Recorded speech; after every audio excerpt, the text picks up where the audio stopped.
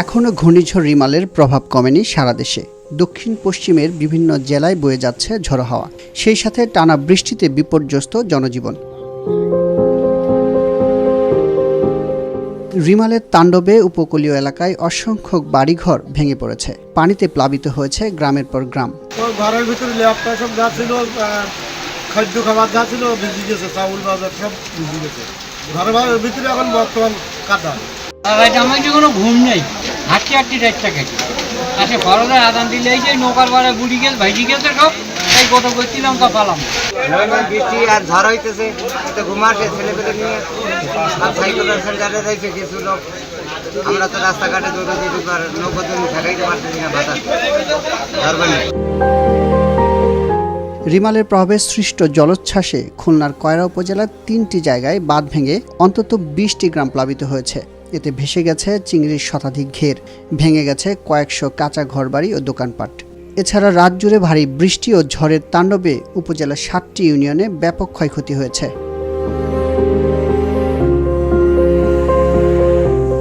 উপকূলীয় অঞ্চলে দুর্ঘটনা এড়াতে ঝুঁকিপূর্ণ এলাকাগুলোতে বিদ্যুৎ সরবরাহ বন্ধ রেখেছে পল্লী বিদ্যুৎ সমিতিগুলো। বিআরইবির তথ্য বলছে, উপকূলীয় বিভিন্ন এলাকার প্রায় 1.5 কোটি গ্রাহকের বিদ্যুৎ সরবরাহ বন্ধ রয়েছে।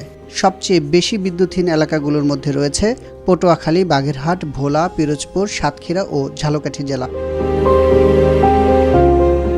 বরিশাল শহরে জোয়ারের পানি ঢুকে শহরের বিভিন্ন এলাকা প্লাবিত হয়েছে। বিভাগের 6 জেলায় পানিবন্দী হয়ে পড়েছে কয়েক লাখ মানুষ। জোয়ারের সময় 6 ফিট পর্যন্ত বৃদ্ধি পেয়ে প্রবাহিত হয়েছে তেঁতুলিয়া, কীর্তনখোলা ও মেঘনা নদীর পানি। মোটামুটি পিরোজপুর, ভোলা, বরিশাল, খেপুপাড়া, কুতুবদিয়া এসব নিম্ন অঞ্চলগুলো তলিয়ে গেছে এবং সেসব জায়গাতে সার্চ 8 থেকে 10-12 ফিট সার্চ হয়েছে। আবহাওয়া অধিদপ্তরের তথ্য অনুযায়ী ঘূর্ণিঝড়ের সর্বোচ্চ বাতাসের গতি রেকর্ড করা হয়েছে পটুয়াখালীর কলাপাড়ায় ঘন্টায় 111 কিলোমিটার। গত 24 ঘন্টায় দেশের সর্বোচ্চ বৃষ্টিপাত রেকর্ড করা হয়েছে কক্সবাজারের কুতুবদিয়ায় 137 মিলিমিটার। সর্বোচ্চ বাতাস হচ্ছে আপনার খেপুপাড়া এবং আপনার পটুয়াখালীতে 111 কিলোমিটার। এখন যে বাতাস হচ্ছে এখনও দমকা হাওয়া, যেহেতু এখন স্থলনিম্নচাপ আছে, এটা 50-60 কিলোমিটারের বেশি হবে না, সর্বোচ্চ 50 এরকম 30-40 কিলোমিটার বাতাস হবে, দমকা মাঝে মাঝে, তো টানা হবে না। রিমালের প্রভাবে চট্টগ্রামে ভারী বৃষ্টি হয়েছে। বৃষ্টিপাতের কারণে নগরীর নিম্নাঞ্চলের এলাকাগুলোতে জলাবদ্ধতার সৃষ্টি হয়েছে। চট্টগ্রাম পতেঙ্গা আবহাওয়া অফিসের তথ্য মতে রোববার সকাল 9টা থেকে সোমবার সকাল 9টা পর্যন্ত 24 ঘন্টায় চট্টগ্রামে 205.4 মিলিমিটার বৃষ্টিপাত হয়েছে।